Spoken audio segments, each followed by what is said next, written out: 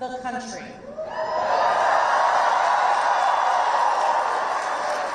We sent a message to the whole world that in 2025, Virginia chose pragmatism over partisanship. We chose our Commonwealth over chaos.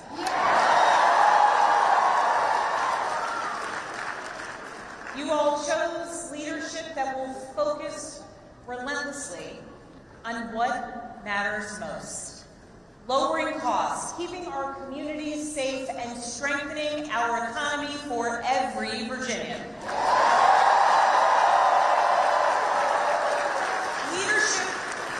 Leadership that will focus on problem solving, not stoking division. We chose leadership that will always put Virginia first. And Virginia, I cannot wait to get to work for you.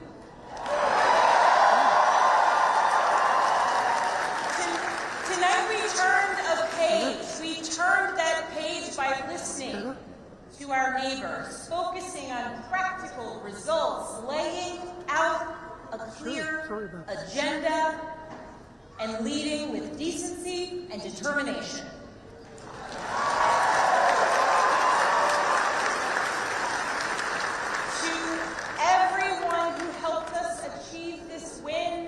From the bottom of my heart, I thank you.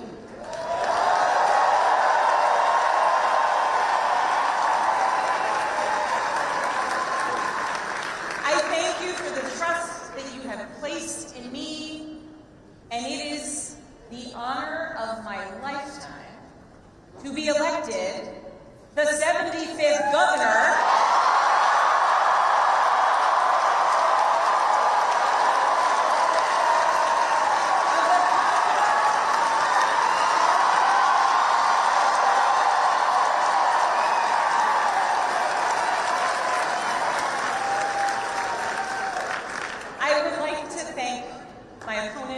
for a hard-fought race. The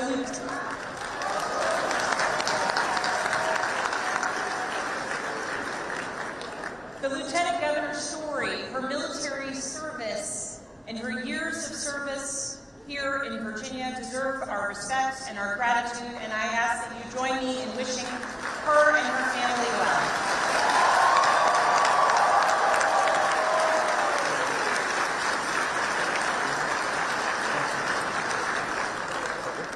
I also know that those who were supporting my opponent are disappointed today.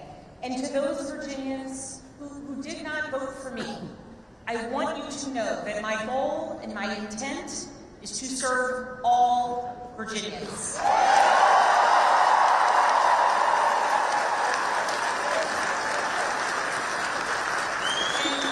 And that means that I will listen to you, I will work for you and with you. That is the approach that I've taken throughout my entire career. I have worked with anyone and everyone, regardless of political party, to deliver results for the people that I serve. And that's because I believe in this idea that there is so much more that unites us as Virginians and as Americans than divides us.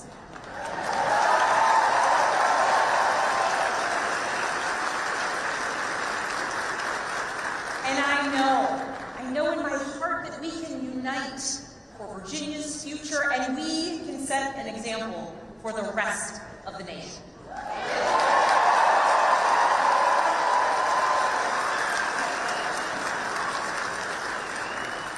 Our founders understood this from the very beginning. They didn't choose to call Virginia a Commonwealth by accident. They chose it to signify that our government would be based on the power of the people united for a common good. Not for a political party, not for a president, not for a monarch, but for a common good, together. And tonight, Virginia proved that that tradition is alive and well. We are still a Commonwealth in every sense of the word.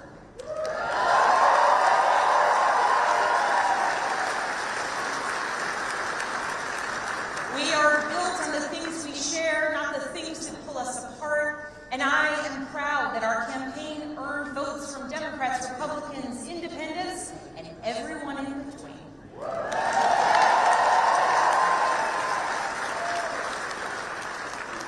That's the Virginia I know, that's the Virginia I love, and that's the Virginia I will have the honor of serving as our next governor.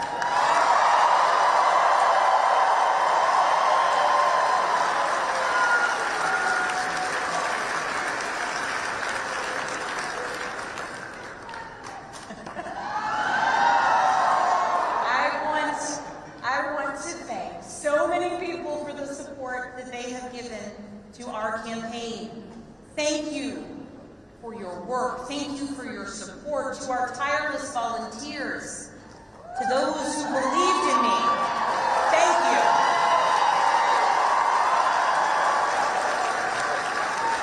Thank you for devoting your time, your energy, and your conviction to this campaign. Thank you for braving the weather, the heat, and then the cold, and then the rain, and then the sun. It's Virginia, after all. Thank you.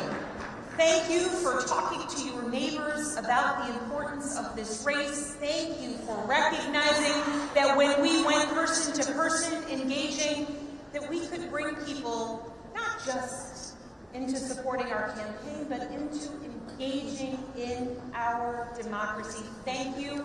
We won this race because of you. To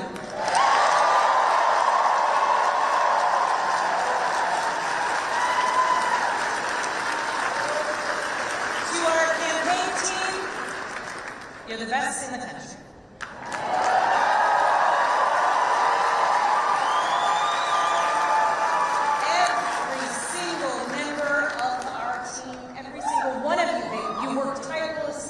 For the change, the progress, the policies, the connection, and the respect that you want to see in our communities. Thank you for working so hard. Thank you for giving people hope. Thank you for knocking on doors in the sweltering heat. Thank you for showing kindness. Thank you for showing up in every corner of Virginia. Thank you for diving deep on policy. Thank you for capturing moments and the essence of our campaign. Thank you for reaching voters everywhere. And thank you for believing that Virginia could and would send a hopeful and joyful message tonight.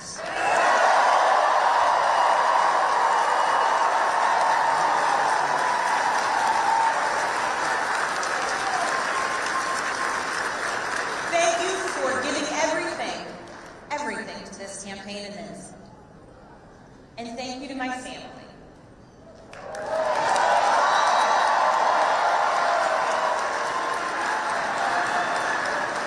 To my husband Adam.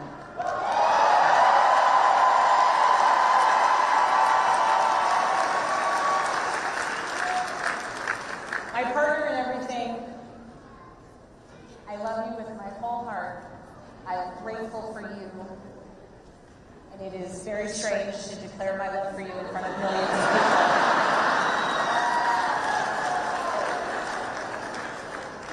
But every adventure we have ever been on has been worth it because you have been by my side. I love you. I'm grateful for you. And I cannot wait to see what the next couple years bring.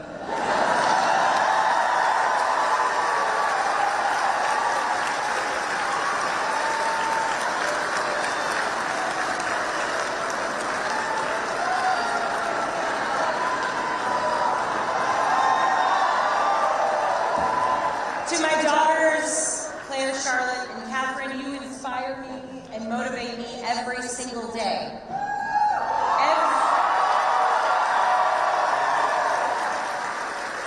Everything I do to build a better future for you and for all of Virginia's children, and I am so proud of you every single day. I am lucky to be your mother. And Catherine, you did not clean your room today as you promised me.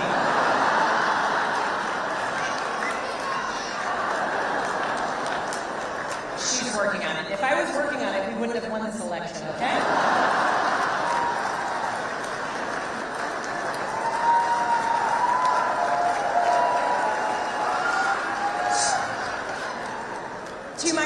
sisters, my dearest and earliest friends,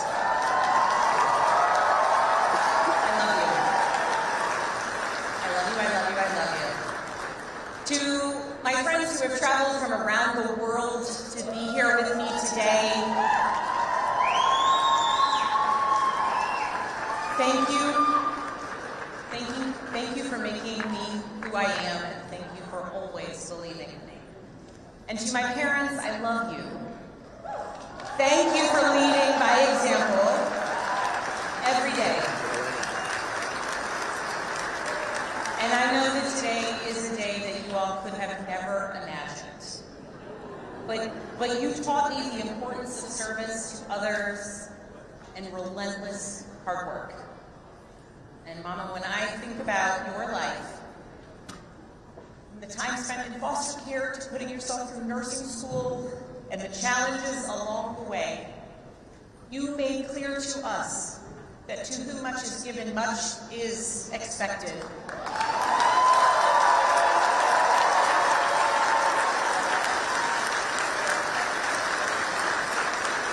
And you have given me so much, born of your own struggles and your own challenges, and I know much is expected. Dad, thank you for your example of service and tireless devotion to family and country.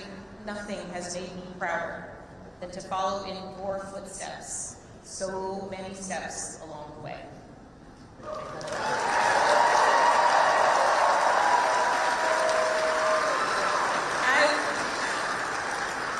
I've talked a lot throughout this campaign about the importance of service and how it shaped my life and my approach to public office, and that all came from my parents. But this commitment to service, it is not unique to my family. It's ingrained in so many of Virginia's families. It is part of Virginia's story. Here in Virginia, this is where American democracy was born and where we are still working to perfect it today, where James Madison built the framework for our Constitution to protect us from tyranny, where Washington and Jefferson fought to establish a government of, by, and for the people. It is also the place where Barbara Johns, a 16-year-old student from Farmville,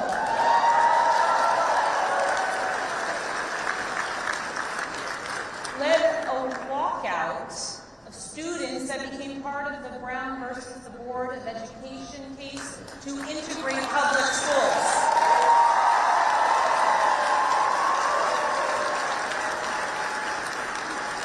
Barbara Johns never gave up, and she showed us that no matter your age, you can be part of the change and the progress that you want to see here in Virginia and across the nation.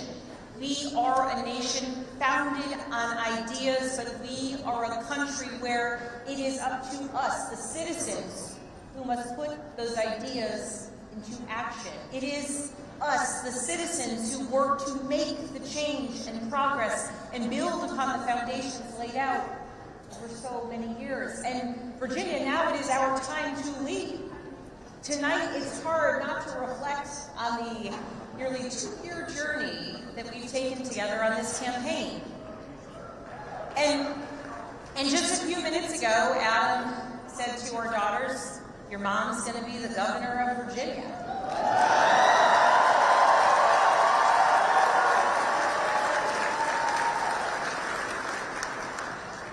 And I can guarantee those words have never been spoken in Virginia ever before.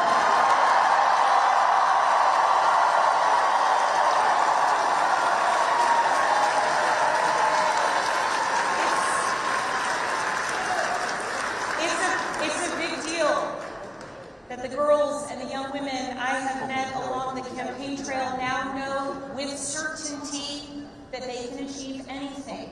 It's a big deal to the women older than I am, who forged the path, dreams, hard work, and in a belief that change and progress would be possible so that so many of us could follow in their footsteps in any career, in any role, in any challenge.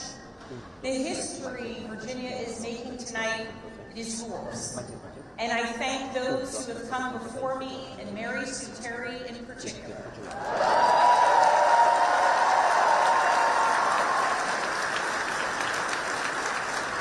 She was the first woman elected statewide in Virginia.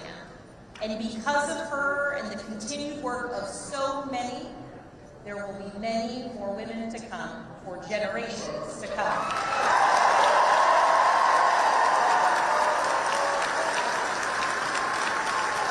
So now that the campaign is over, the real work begins, because this was never about just winning an election. It was about what comes next. It's about the governing. Virginia voters made our choice tonight, and that choice was loud and clear. We are going to work to lower costs of renting, buying, or staying in your home. We are going to cut red tape and build homes families can actually afford. We're going to lower home care costs. We're going to crack down on predatory pharmaceutical practices and surprise billing.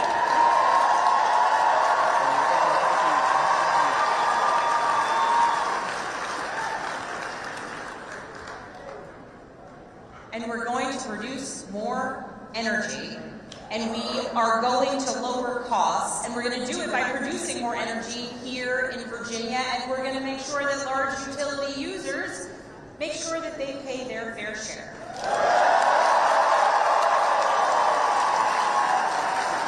We're going to grow Virginia's economy by investing in apprenticeships and job training of the future.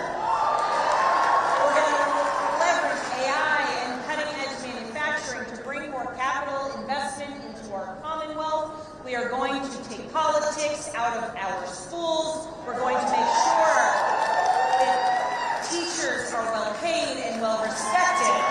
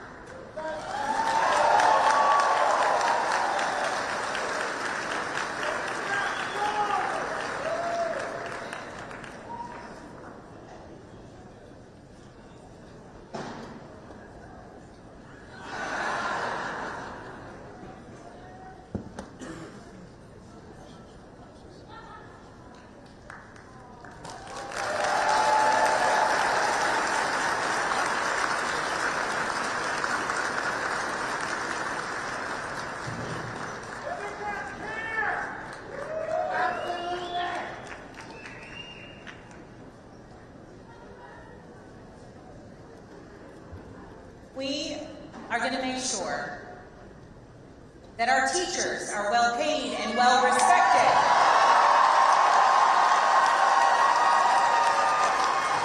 So that our students can focus on actually learning, and so that parents know that their children will succeed.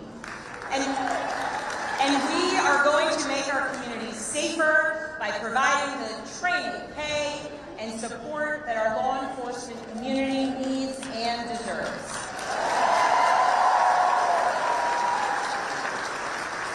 These aren't slogans on a bumper sticker. They are actionable policies that I am ready to implement starting on day one. And starting now, work begins.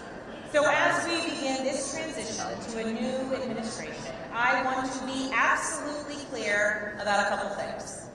First, Virginia is the only state in the South that hasn't restricted women's reproductive rights since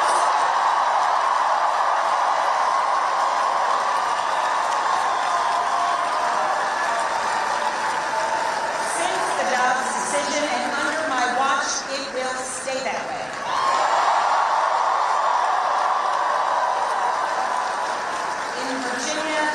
Decisions about contraception, fertility treatments, and reproductive care will continue to be made between women and their doctors, not politicians. That's a promise I've up for Virginia workers always. And right now, our federal workforce is under attack. And the chaos coming out of Washington is killing Virginia jobs and creating economic uncertainty for tens of thousands of families. Government employees, government contractors, small business owners who are impacted by the chaos coming out of Washington. Virginia's economy doesn't work when Washington treats our Virginia workers as expendable. To those who have been impacted by the mass layoffs, by furloughs, by the hardships that you are experiencing, please know that I will direct the full power of the governor's office to support you.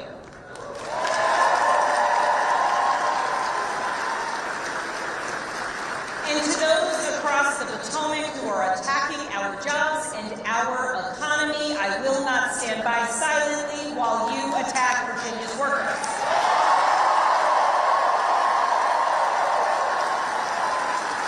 I will fight every single day for every single Virginia jobs, the ones we have now and the ones we will bring to our Commonwealth into the future. I will stand up to anyone who tries to harm our economy or the livelihoods of our Virginians. As governor, my job will be to put Virginia first, full stop. And tonight, as the governor-elect, I call on Congress, Republicans and Democrats, and our president to make real progress on bringing this shutdown to an end.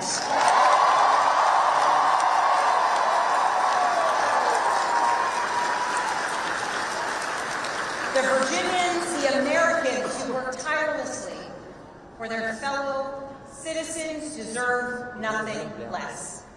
I know we're living in a time filled with chaos. We live in a time marked by uncertainty. And along the way, we do our best to try and explain it to our kids.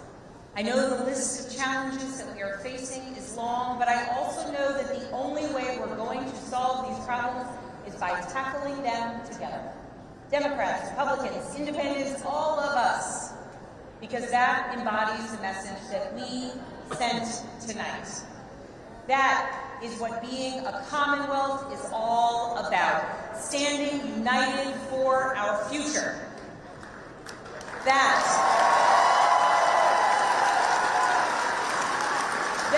is what Virginia is about. So let's show the world